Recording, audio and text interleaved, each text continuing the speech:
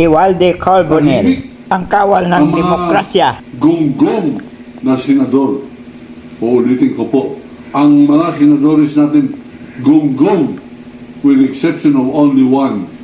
Yan po ay si Senator Rizal. Ang naghahamon ng duelo kay Basti sa November 10, 2 days from now. Naproprostrate ako dito kay Coco Pimentel, sumisip-sip kay Duterte. Bakit?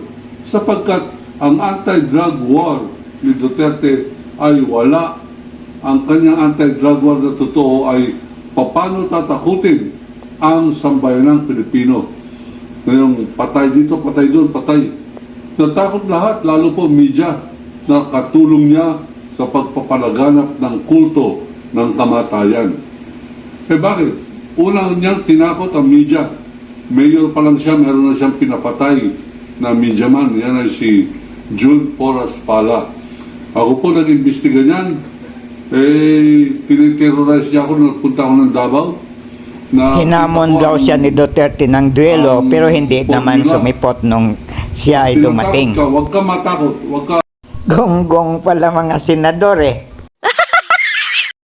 Please follow my Facebook page, comment, like, and share, and subscribe to my YouTube channel, Stories of Uncle Paeng. Magandang araw sa inyong lahat.